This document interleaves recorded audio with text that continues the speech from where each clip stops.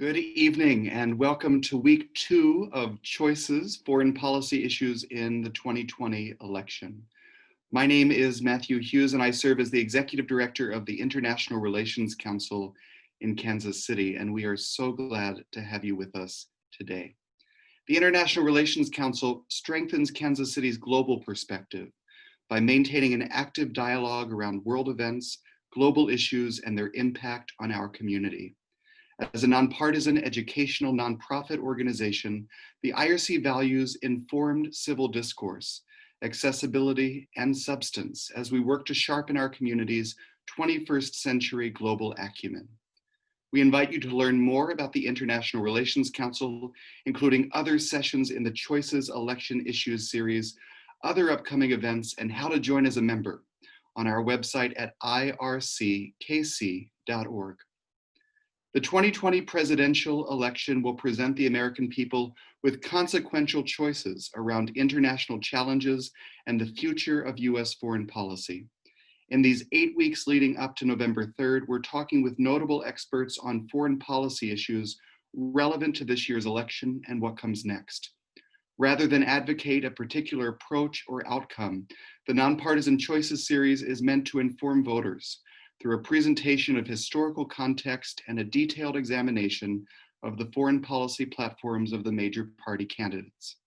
We welcome diverse perspectives, and we encourage the community to join us in meaningful discourse around these issues of global importance. We hope you'll join us in this way this evening as we look at the transatlantic relationship. We welcome your questions through the course of the conversation using the Q&A feature at the bottom of your screen. And please do check out and share the other conversations in the Choices series as we consider a range of critical foreign policy issues in the coming weeks. We are grateful to our sponsors who have made this evening's program and the Choices series possible. In particular, supporting series sponsors Nancy C. Messer, the University of Missouri, and Buttonwood Financial Group. Thank you for recognizing the timeliness and relevance of these conversations. We also express our gratitude to this evening's global conversation sponsor, Gino Serra and Brian Cave Leighton Paisner. Special thanks to our educational partner for this evening's discussion, the Bertelsmann Foundation, whose resource on the transatlantic relationship we'll be sharing in the chat shortly. Learn more about their work at bfna.org. It's now my pleasure to introduce our moderator for this evening's program, who will introduce our speaker and help us navigate the conversation. An IRC member and past board member, Sharon Valášek serves as the Honorary Consul of the Czech Republic in Kansas, Missouri, and Nebraska. In this capacity, she works to further economic, political, educational, and cultural interests on behalf of the Czech Republic. Sharon also has deep involvement with other international organizations in Kansas City, including the Kansas City chapter of People to People International, the International Trade Council, and the Greater Kansas City Czech and Slovak Society. Sharon, thank you so much for being with us tonight. Please take it away. Thank you, Matthew. It is my honor to moderate this evening's program. Thank you for inviting me to do that. And I want to thank everyone that's participating for spending part of your Tuesday evening with the IRC and engaging in this important series and this important program this evening. Besides the pandemic, which 2020 will be known for, there's also other historical events in 2020 that have a real relevance to transatlantic relationships. The end of World War II, for example, happened in 75 years ago, and Truman took the 33rd presidency in 1945. So a lot of things that are historical, but I know that we're all going to remember 2020 definitely for the pandemic. I think this topic is extremely relevant, and it's my honor to introduce our speaker tonight, Erik Brattberg. He is the director of the Europe program and a fellow at the Carnegie Endowment for International Peace in Washington. He is an expert on European politics and security and transatlantic relationships. He currently, his current research at Carnegie focuses on U.S. foreign policy toward the EU and NATO, and I know we're going to hear some important things from him about that this evening. He also has a very impressive set of accomplishments with significant organizations, including the McCain Institute for International Leadership. He was a senior fellow at the Atlantic Council and was a visiting Fulbright fellow at Johns Hopkins and the European Center for European Policy Center in Brussels. He also has numerous articles and commentary.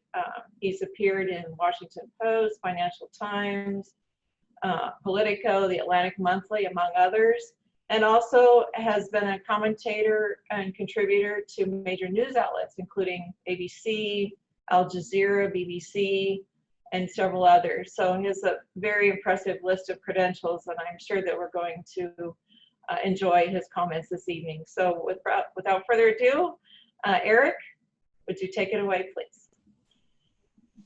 Well, thank you so much, Sharon, and thank you, Matthew, and thanks to all of IRC and all of you for joining us this evening. I wish I could be there with you in person, but we'll have to make do, and I'm glad that we're able to connect this way virtually, coming from my living room here in Washington, DC tonight.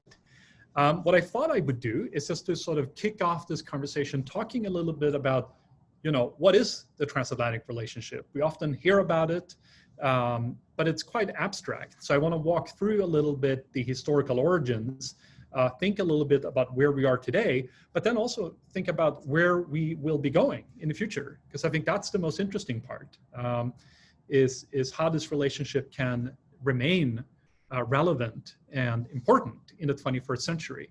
And then I very much look forward to our conversation and a back and forth with all of you. So to start off,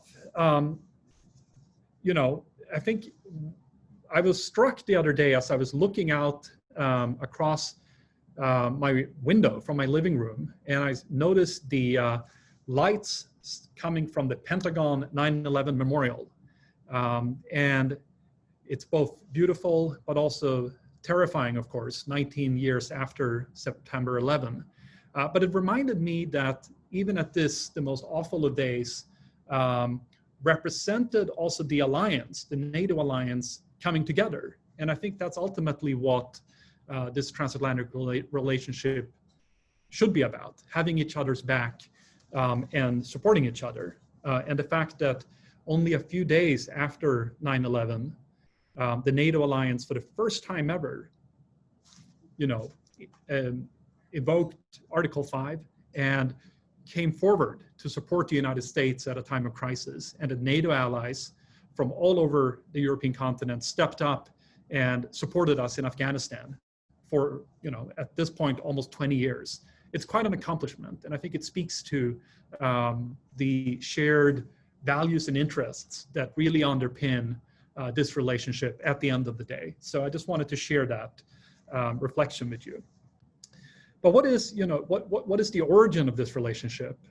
You know, we just heard from Sharon pointing out, you know, 1945, the end of World War II. I think that is in many ways the origin of this modern transatlantic relationship that was really built on the ashes of the Second World War in Europe. And I was reminded about the speech that Winston Churchill gave in Fulton, Missouri, out of all places, in 1946, standing next to President Truman, who of course is also a native son of Missouri. And in this speech at Westminster College in Fulton, entitled "The Sinews of Peace," Churchill mentioned not only the Iron Curtain, he coined that phrase, the Iron Curtain, in the middle of Europe between the Soviet Union and Europe, but he also coined the phrase the special relationship with the United Kingdom. And what he mentioned in the speech was that the world requires, and to quote, a new unity from Europe, a new unity in Europe, and that no nation should be permanently outcast. So I think this was really laying the groundwork for what would become this transatlantic alliance during the Cold War. Of course, you know, what Churchill meant to do was to make the case for American involvement. There was a tendency to resort to isolationism at the end of World War II. But Churchill made a case for American engagement in Europe, not only for American, you know, to be benevolent and to be helpful, but to frankly serve our own interests in rebuilding Europe, in ensuring European prosperity, but also European safety and security from what was becoming a growing threat from the Soviet Union and the rise of communism. And I think we saw that, you know, manifest itself with initiatives like the Marshall Plan, which was an incredible achievement at the time, an incredible generosity of American taxpayers, but which ultimately paid off manifold by having a Europe that was rebuilt, that became prosperous, became a major trading partner, and it became the anchor of a democratic and capitalist world system that the United States created at the end of World War II. The United States also created institutions, the Bretton Woods institutions, to promote free market capitalism. It set up the United Nations. It created NATO in 1949. And it's really incredible, you know, one country pledging to you know, ensure the security and safety of another continent. And I think, again, built on those shared foundations that's underpinned in the Atlantic Charter and the founding documents of NATO. I was also reminded of a speech that Dwight Eisenhower, who of course was a son of Kansas, gave in London in 1951, where he spoke of, and I quote, "A solid, healthy, confident Europe would be the greatest possible boon to the functioning and objectives of the Atlantic Pact." So in other words, making the case that the United States should support a European project of unity, of Europe coming together, that this is something good. And at the time, of course, Europe was also laying the groundwork for its own integration with the coal and steel union and the gradual evolution of the European project that we see the results of today in the form of the European Union. That this was from the very beginning, if not a US invention, at least a very heavily US supported initiative to promote peace, prosperity, and stability in Europe. And of course, during the Cold War, this made perfect sense. And the objectives for engaging in Europe and with Europe was crystal clear. Ensuring European stability and prosperity, keeping the Soviet Union and communism out. And of course, this kept going throughout the Cold War. I'm reminded of another important speech by none other than President Reagan in 1982, where he spoke about, again, the importance of a strong and united Europe, not as a rival, but as a partner to the United States. Of course, despite, you know, this shared interest in you know, jointly standing up to the Soviet Union and communism during the Cold War, let's not pretend that everything was always easy. Even amongst family members, you sometimes quarrel. And certainly during the Cold War days, there were differences, there were disagreements between the European countries and the United States. In the 1956 Suez crisis, for instance, where Britain and France were on opposite sides of the United States. In the 1960s, France pulled out of an important part of NATO, for instance. And of course, during the 1980s, during the Reagan administration, Europeans protested across the streets of European capitals against the deployment of US intermediate ballistic missiles across Europe. So, of course, we shouldn't just pretend that everything was easy, even back then. But what I think is remarkable about this relationship is it didn't end with the collapse of the Soviet Union in 1989. It actually reinvented itself for a post-Cold War era. No longer about, you know, just keeping the Soviet Union out. The transatlantic relationship became about, in the vision of George H.W. Bush in the early 1990s, a Europe whole, free, and at peace. And this vision, I think, has really permeated the European project over the past 2-3 decades of strengthening the European Union and NATO, of it bringing in additional members, especially from the former Soviet and Soviet satellite countries in Central and Eastern Europe, the enlargement of the EU and NATO, addressing instability in the Western Balkans in the 1990s, and then working together in the post 9/11 world in Afghanistan and in the Middle East, while at the same time also becoming, the world's closest and most important trade allies, together accounting for almost half of global GDP, the most important trade link between any two regions of the world, the EU itself becoming the world's largest trade bloc of now some 500 million people. These were incredible accomplishments. And, it's remarkable that this relationship not only continued, but also evolved significantly during this time. Of course, again, there's always been ups and downs, even at the best of times. And certainly over the past 2 decades, we've seen a number of disagreements between Europe and the United States play out, whether it is about the 2003 invasion of Iraq, but even about the invasions of Libya in 2010, or the lack of a US intervention in the unfolding civil war in Syria in 2013. We certainly had Europeans complain about the NSA scandal and the Snowden scandal in 2013. But we've also had subsequent American presidents, both Obama and President Trump, complaining about the lack of European defense spending, the lack of European so-called burden sharing, and telling Europeans that they need to step up and do more. So let's not pretend that there hasn't been differences. There has been. I think the crucial difference between how we've handled those differences is that there has been, I think, traditionally a sense of mutual trust existing in this relationship, even when we are at different ends of a particular issue. I think gradually this mutual trust is perhaps eroding, and that is undermining some of the foundations of this relationship. I think another challenge we're facing is the demographic and the generational changes.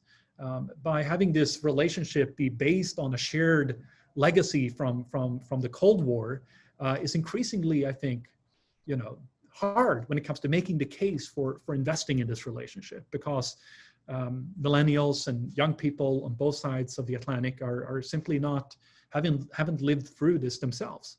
So we need to make, I think, the case for the transatlantic relationship about something different. It can't just be about the past. It can't just be about history, although that's very important, as all of us know. It needs to also be about the future. So the question, and what I would love to discuss, is what is the role of this relationship in as we're looking into the 2020s? Why should we pay attention to the relationship with Europe when there are so many other challenges across the world? I would argue that the challenges that we're witnessing in this century, the tremendous technological and economic changes, the growing spread of authoritarian influence, particularly from countries like Russia and China, this poses a shared challenge to both the United States and to Europe. And we are, despite our differences and despite our disagreements, and you don't have to, you just have to pick up the newspaper and you can read about disagreements, be it on climate change, be it on Iran, be it on trade tariffs. But despite those differences, we share much more in common when it comes to how we perceive the challenges that we're facing. So I would argue that when it comes to Russia, for instance, we're clearly facing a country that is seeking to undermine our societies from within, to spur divisions in our societies, to divide us between each other and within, that is undermining the security order by invading Ukraine, by promoting instability in Eastern Europe. And we certainly can look at the situation in Belarus right now to see what Russia is really all about. So it's a shared challenge for both of us. I think an even greater challenge, perhaps, is the rise of China. As China is increasingly becoming the top focus, and I think there's strong bipartisan consensus, regardless of the outcome of the election in November, that China will be the defining challenge for the coming decades. This is also a shared challenge that in the transatlantic community. Europeans are also becoming increasingly skeptical about China. They are increasingly facing the same type of economic and trade challenges with China. And they increasingly want to also, pay attention to China's military rise in Asia, but also the spread of its Belt and Road Initiative across Eurasia, and China's efforts to, frankly, undermine the multilateral international order. So this is also a challenge that I would argue is a shared one. And as a result of that, I would argue that because of the increasingly competitive international landscape that we are facing, particularly with the rise of China, not only in Asia, but globally, neither side, nor Europe nor the United States, can afford to act alone. We must work together. And the solution, just like the solution in 1945, was not isolationism and withdrawing and retrenching and focusing only on ourselves. The solution to the challenges we're facing in this century must be to work with our friends and allies, our like-minded democratic partners, who are rooted in the same ideals and who have a shared history and a shared belief in working towards serving the greater good that we do. So I think if we want to believe in open societies, in democracy, in human rights, and to promote a free world order, we need to strengthen and we need to rebuild and rejuvenate the relationship between Europe and the United States. It doesn't mean that the bedrock that NATO constitutes will go away. NATO will continue to be fundamental, but there's so much more that we must do besides just focusing on security and military cooperation. We must do more on deepening our economic cooperation and ensuring, I think, that the same type of domestic challenges that we're seeing in this country and across Europe with economic dislocation, with unfair competition from rising countries like China, with unemployment, and with the rise of populism. These are shared challenges that we're facing on both sides of the Atlantic, and it can only be addressed through deepening our economic ties together, but focusing on also protecting our own middle class. It can't just be an elite-driven or corporate project anymore. It must be about helping our own middle class succeed in this increasingly competitive international landscape that we're facing. It also means, I think, working together on technology. As we're experiencing right now during COVID, technology is really becoming the key to how our societies are functioning. And we can't afford that each side will only pursue their own solutions. We must work on this together. And that includes, I think, investing together in artificial intelligence, in 5G, in setting shared standards for what emerging technologies should be in the 21st century that respects human rights, that respect the type of values that we would like to see being underpinned by. Because if we don't do that, and if we don't do it together, someone else like China will. And I can assure you, and as we've all learned in recent years in the debates about Huawei and so forth, this is not necessarily a world we want to live in. We need to be assertive and we need to be forward-leaning and we need to do this together. And then we need to address, I think, also non-traditional security challenges. And certainly the pandemic has reminded us that the only challenges out there are not only the traditional conventional military ones. They are transnational and they're multifaceted. They're pandemics, they're migration crises. It's about instability and fragile states. It's about development. So we need to invest, I think, continuing to invest in our military capabilities. And Europe certainly has a long way to go in reaching the 2% goals that they have committed to. But we must also invest, I think, in diplomacy. and in economic development, but we must do so in a strategic way. And again, as we did with the Marshall Plan now some 75 years ago, we shouldn't just do that to feel good about ourselves. We should actually do it because it serves our interest in being able to have influence in the world, and being able to ensure that there is stability in the world, so that we don't have to face the brunt of the spillover of the instability that we would otherwise be affected by in the forms of migration, terrorism, and the spread of instability. So I think this should be a shared agenda. And I think there's a huge opportunity to invest in this. And ultimately, I think what I would end on is also just to note that I think having a Europe that, again, in the words of Eisenhower and Churchill and Reagan, is strong and united is actually a good thing for the United States. And we should encourage and support that. Even if Europe, on the one level, is an economic competitor, European companies compete with American companies, the level of integration between the European Union and the United States is extremely strong, and we should strive to strengthen Europe and to strengthen the partnership between our two societies, because I think it makes us stronger together.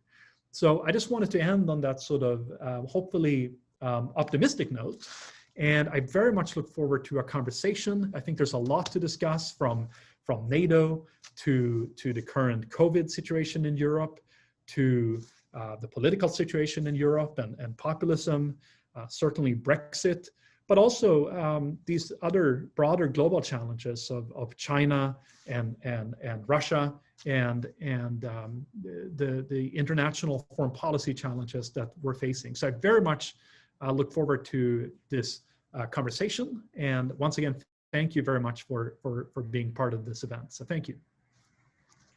Thank you very much, Erik.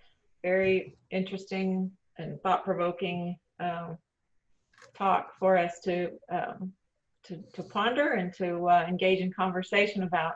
I was going to ask you one question to get us started. How has the U.S. involvement in transatlantic been perceived by other actors? You mean other actors like China and Russia, or? Yes. I think when it comes to countries like China and Russia, I think their goals are essentially to, in my view, undermine us. So they want to weaken the transatlantic relationship. Russia certainly wants to drive a wedge within Europe, but also between Europe and the United States. It wants to basically destroy the NATO alliance because it believes that it can exert more influence in Europe in the absence of the United States as a major player and power in Europe.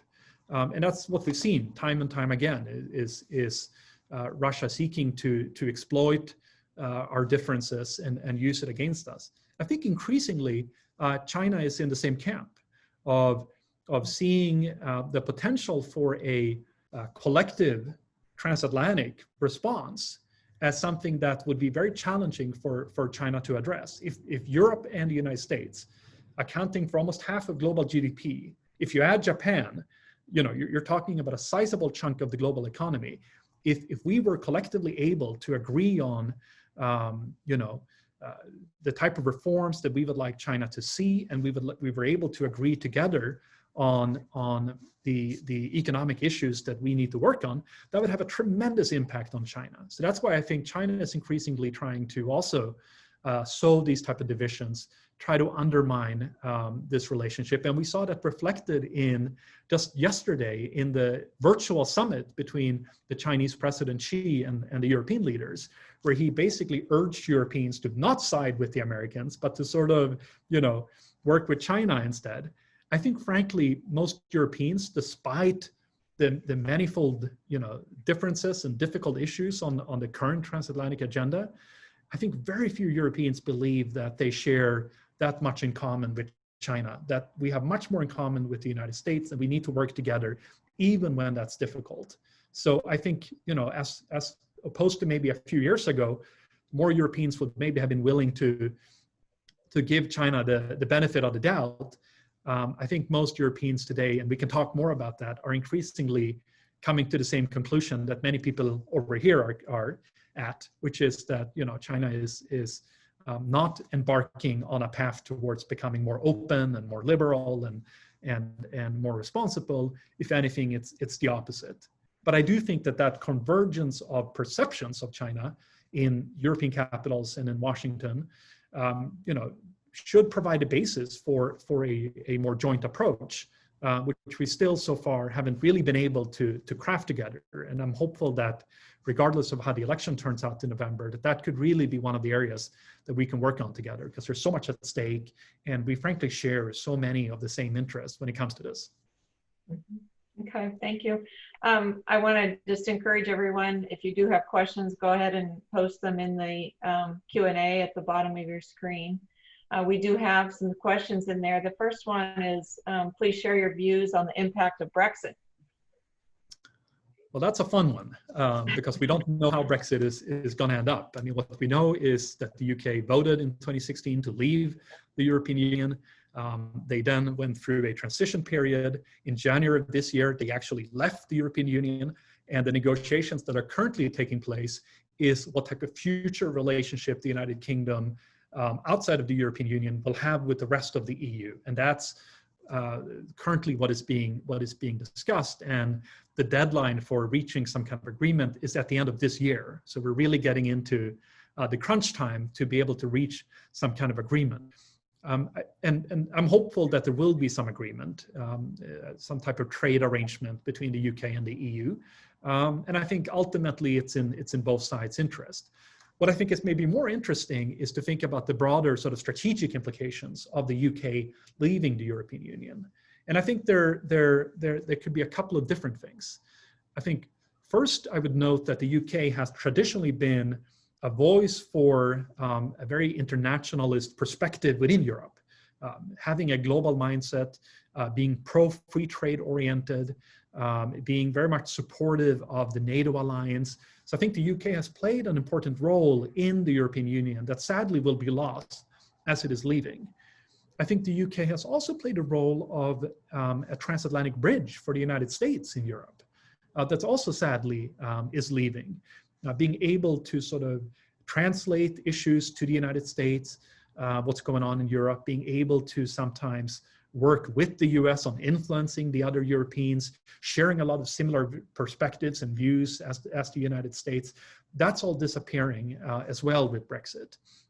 And what I think the UK will find is that, you know, being alone and outside of the EU may have sounded like a great idea in theory as a couple of years ago, but increasingly is you know, a very difficult one in practice. One of the you know, original impetus for Brexit was to free themselves of the EU and be able to have trade deals with countries around the world. Well, you know, having a trade deal with China is increasingly, you know, becoming difficult. So I think the UK will also have to reassess, you know, where they are going, and will have to rebuild influence in Europe. They will have to invest much more in its own diplomatic relations with Europe, but they will also have to rebuild their international presence. And when I speak to you know, countries in Asia, Japanese, Australians, a lot of them are very skeptical about, you know, the UK's role. They see the UK as declining in terms of its influence, and certainly in the absence of a trade agreement between the UK and the EU, there's I think a significant risk that the UK's economy will take a big toll, and that will in turn have an impact on the UK's ability to project military, diplomatic, and economic power around the world. So I think we're in a very messy process right now. I'm hopeful that at the end of the day, you know, we'll be able to come together. Normally, when it comes to Brexit, in the 11th hour at 4 a.m. or something on the night before the deadline, we tend to reach some kind of compromise. So I'm hopeful that there will be a compromise and there will be an agreement between the UK and the EU on trade. But we'll have to then build a future relationship, and I think that future relationship will have to be built, you know, on political and security issues and economic issues.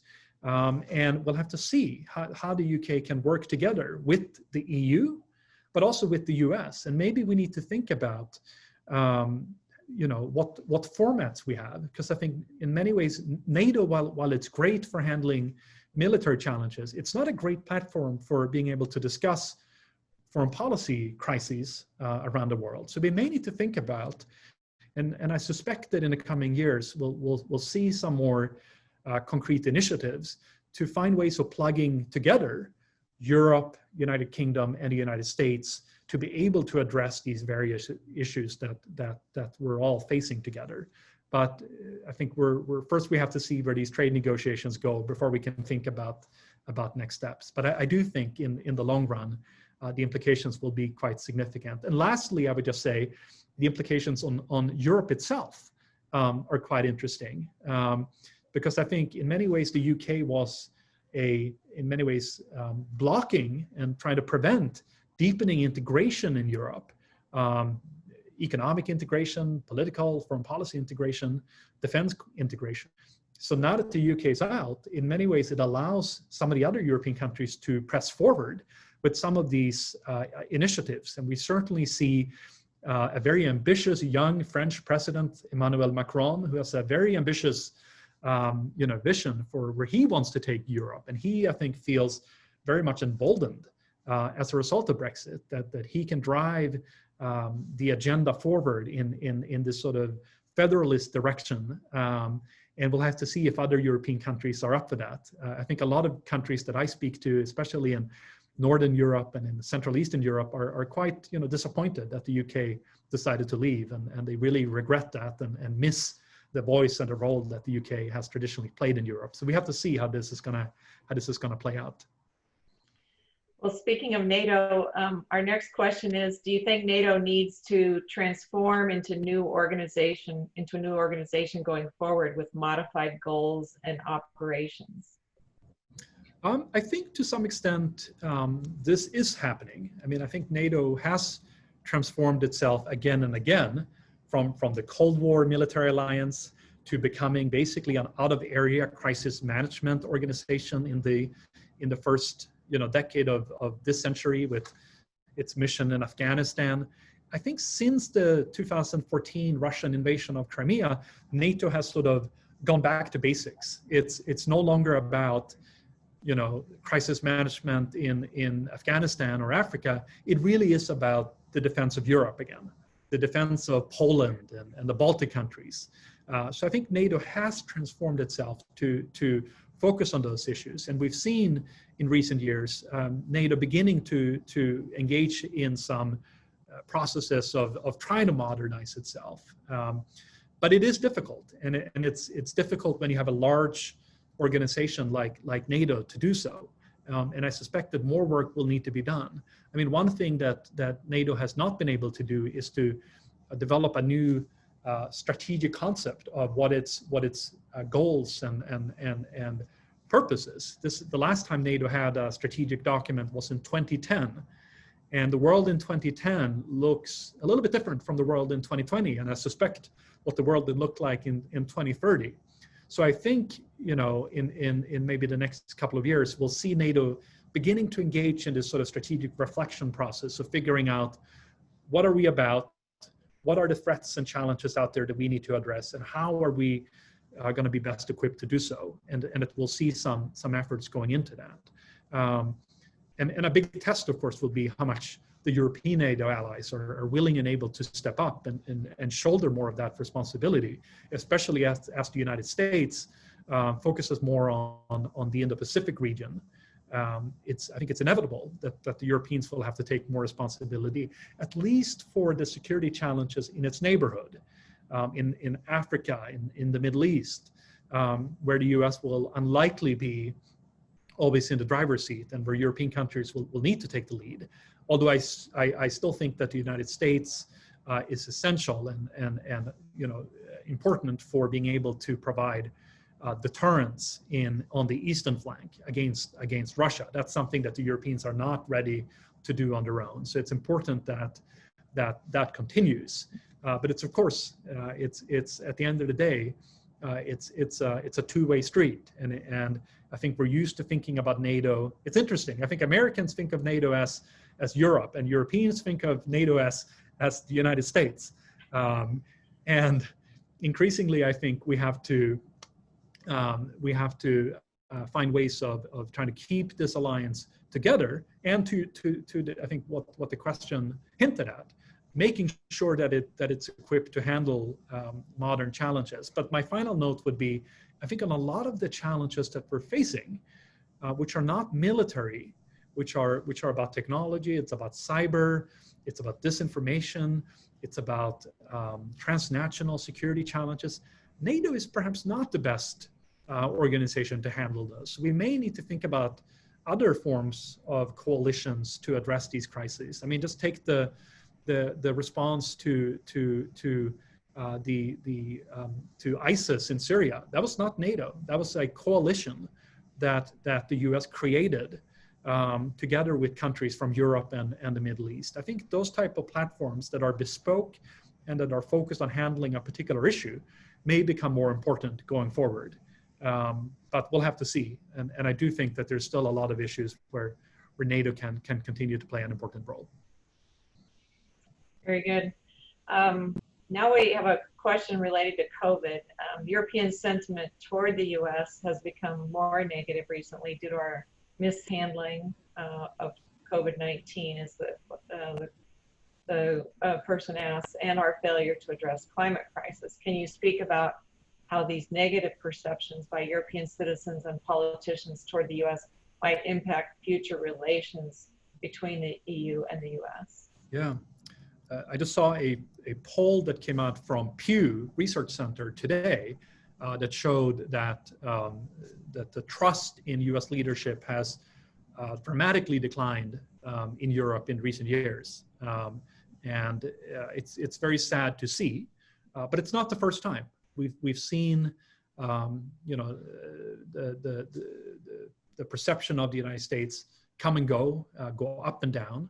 And I think we're currently in maybe at a low point, but I'm hopeful that we can come back. And I think the question is very pertinent, because I think there is a lot of attention in Europe paid to the domestic situation here in the United States. It's an election year, but also to the handling of the coronavirus pandemic. And I think a lot of Europeans are perplexed at how politicized the coronavirus response has become in the United States. We just had a chat earlier before we started this panel, and I think we discussed that in some ways it seems that this politicization of COVID and the wearing of masks and social distancing and all this is beginning to spread to Europe as well, which is unfortunate, but maybe not to the same extent here. What I would say is I think that the jury is still out. I think Europe, we're able to sort of quash the virus pretty effectively during the summer.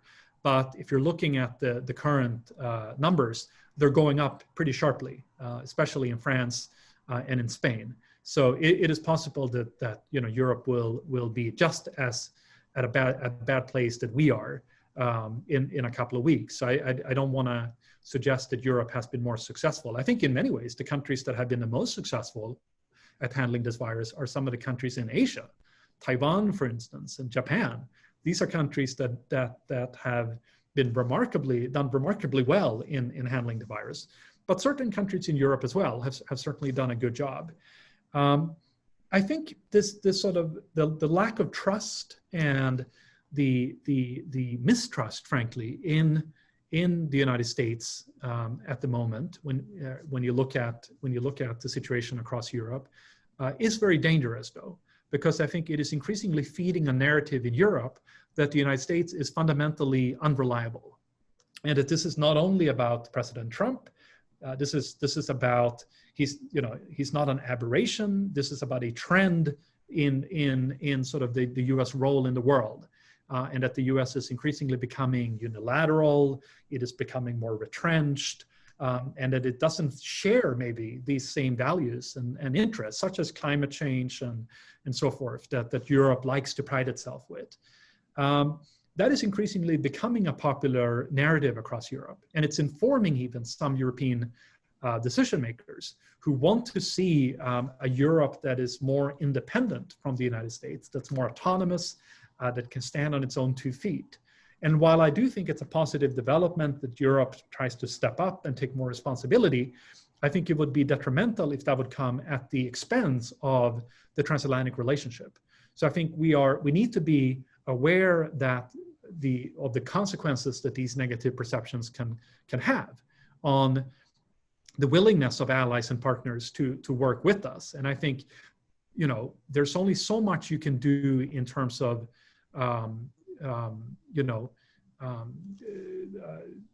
slapping allies around on trade tariffs or on other things. At some point, you need to pursue your national interests, which at times may diverge from your allies, but you need to do so, I think, with the broader context in mind, which is we're in this together.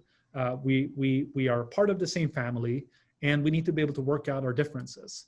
So I would hope that we could pursue, and I think that goes for Europe as well sometimes, that we could pursue this relationship from the point of view of having at least a fundamental mutual trust in place, that we trust each other's intentions, and that we mean well, and we're on the same page, and then we can work together to sort out our differences.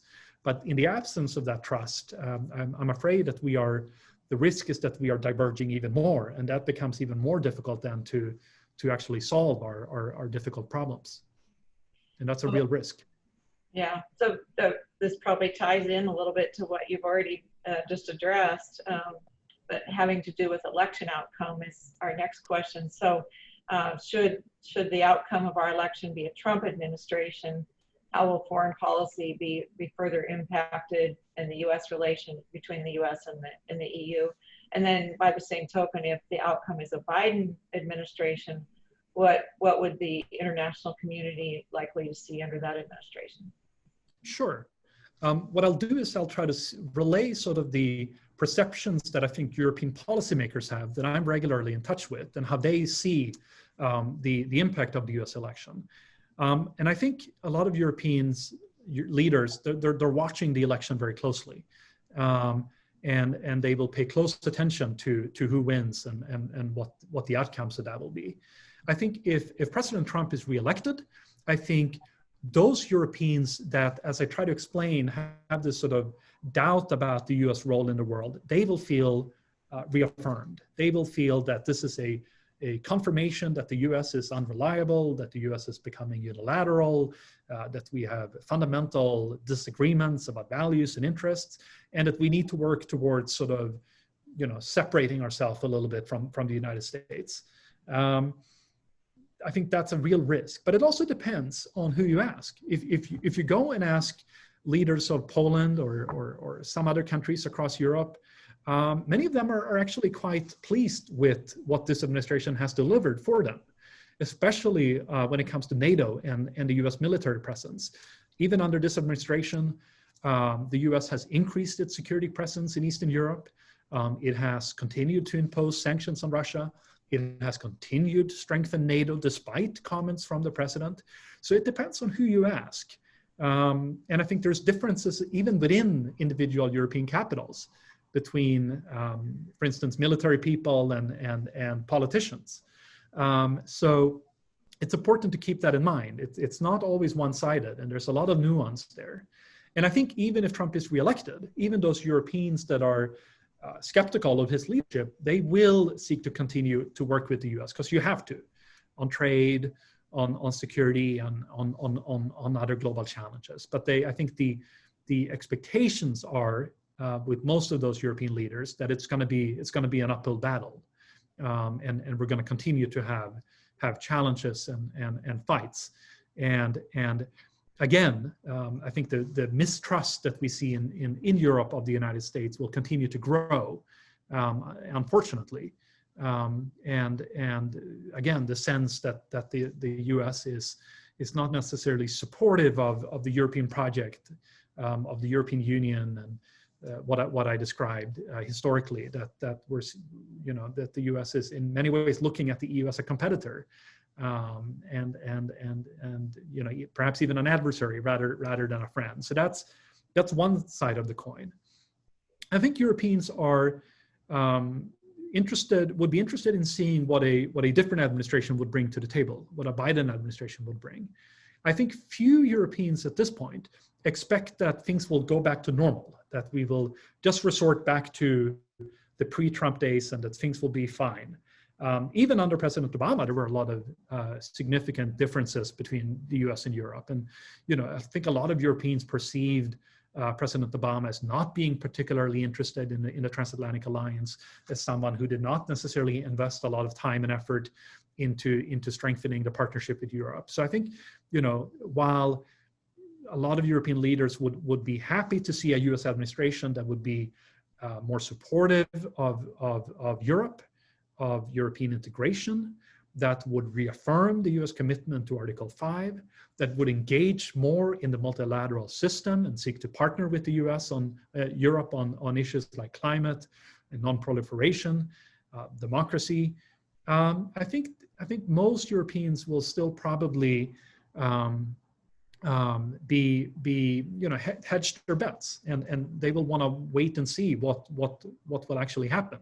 And I think let's not pretend that all the differences will somehow go away overnight, even if it's a different administration. I think there will still be differences between the US and Europe on trade, on technology, on defense spending, on energy security, and so forth. So I think there's a risk or a possibility that even a different administration that wants to work more with Europe would find itself in a situation where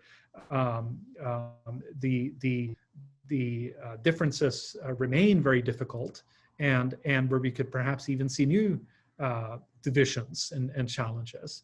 The question is whether we can restore some of that trust, so that we're at least feeling like we are working together towards the same goals, because that's, I think, what's been damaged in recent years. But at the same time, I don't think that's just a result of President Trump. I think it's a more long-standing trend of Europeans perceiving the United States as having shifting strategic priorities, being more domestically focused, and certainly post-COVID, seeing a United States that's seemingly preoccupied with its own public health response and its own economic and unemployment crises and fiscal crises and so forth. So I think Europeans will watch it very carefully. They will deal with whatever precedent they have. But I think very few people expect that a Biden administration would, immediately lead to some kind of great change. And in many ways, I think Europeans realize that they have to prepare for, whatever the outcome might be, and try to make the best of it. Another question related to trends.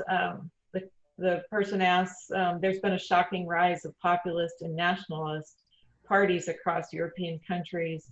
Is this trend likely to continue? And if so, how will the US approach these governments in Europe when their values, principles, and objectives are contrary to the ideals of America? Yeah, it is an ongoing trend in Europe, unfortunately. I think we have to distinguish, though, at least I find it useful to distinguish between populism and maybe illiberalism, because I think you can have populist leaders who are populist in their style, in their rhetoric, but they are committed to democratic values and principles. The challenge we're seeing in Europe, which is that we're seeing some leaders in some countries across Europe embracing illiberalism, that are backsliding on democracy, that are clamping down on free press, that are limiting the ability of civil society to organize, that are welcoming interference from countries like Russia and China. That is a huge challenge. And that's, frankly, at the end of the day, is not in the US interest to have. So where I think perhaps the current US administration has viewed some of the populist movements around Europe, such as Brexit and other populist leaders, as sort of ideological allies, I think at the end of the day, especially the spread of illiberalism in countries like Hungary is a great danger to US interests in Europe, because it undermines rule of law, which are, frankly, our businesses depend on to be able to do business in an orderly way. It undermines transparency in these countries. It welcomes the influence of China and Russia and corruption. These are all things that I think U.S.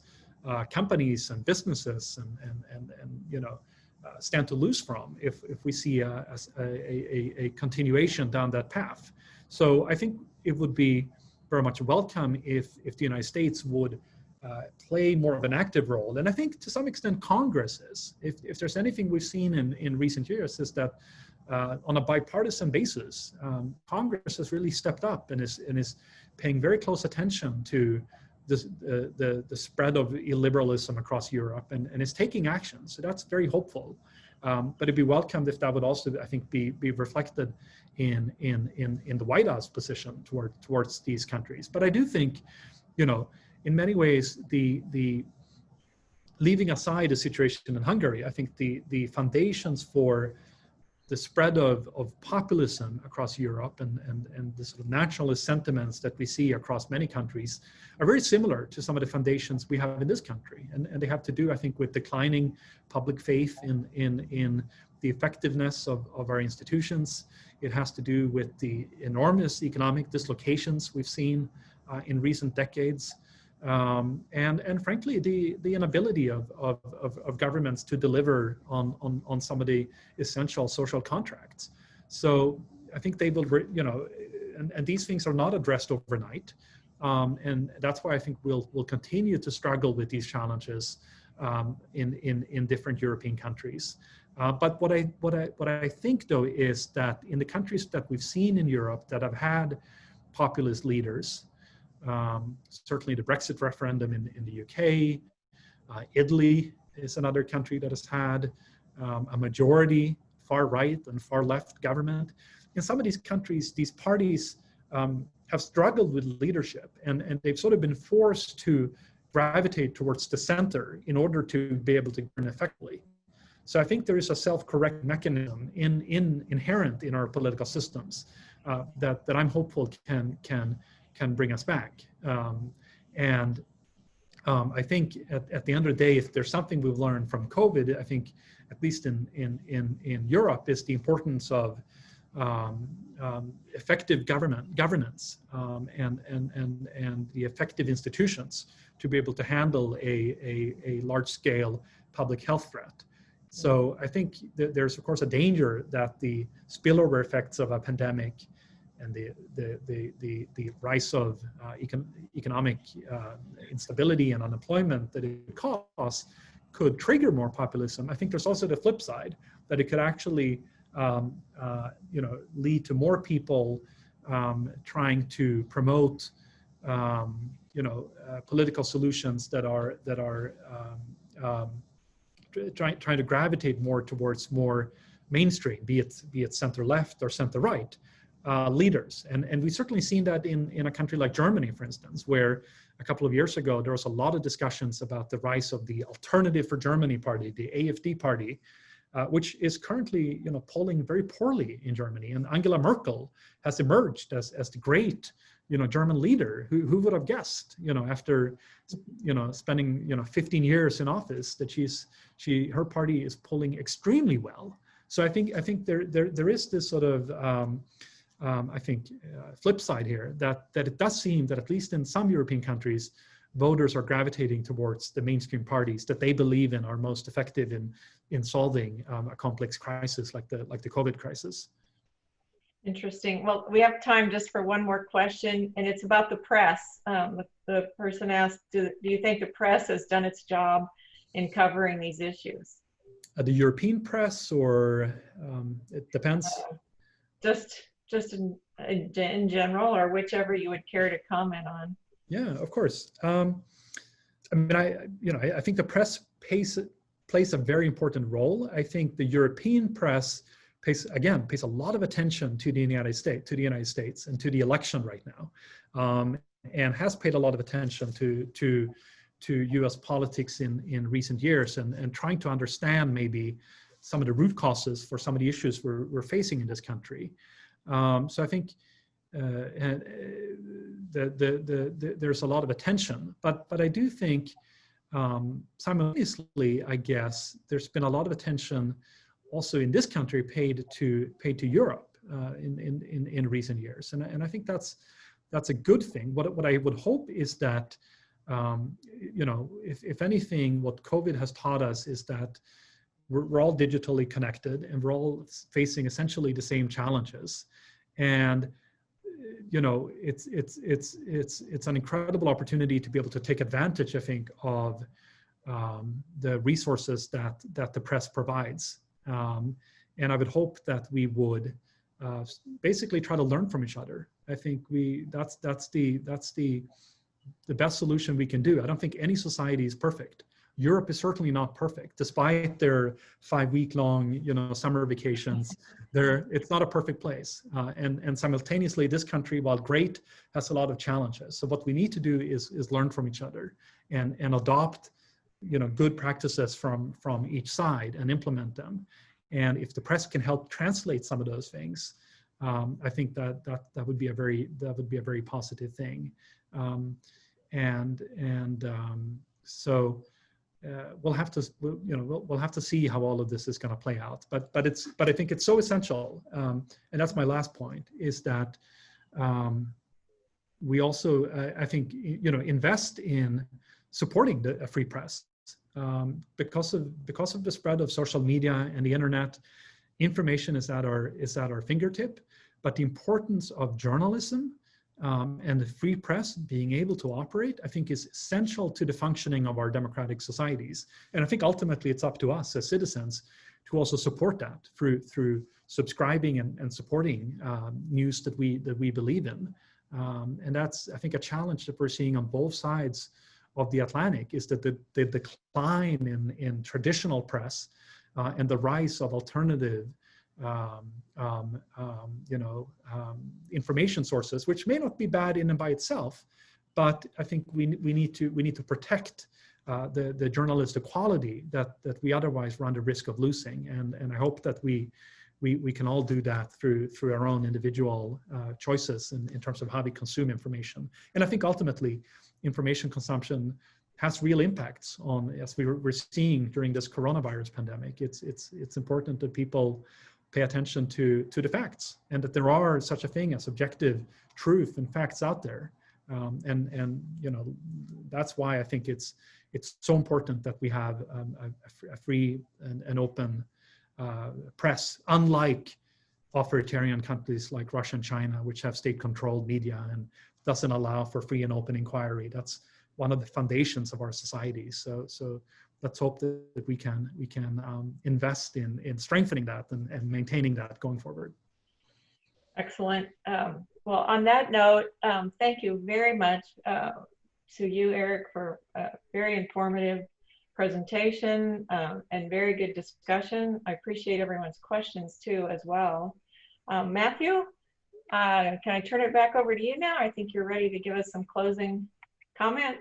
Sharon, thank you so much. And Erik, what a real treat this was. Thank you so much for the perspective you lent on the enduring importance of the transatlantic relationship and how that manifests itself in so many different aspects of our world today. So we really appreciate your time and contribution.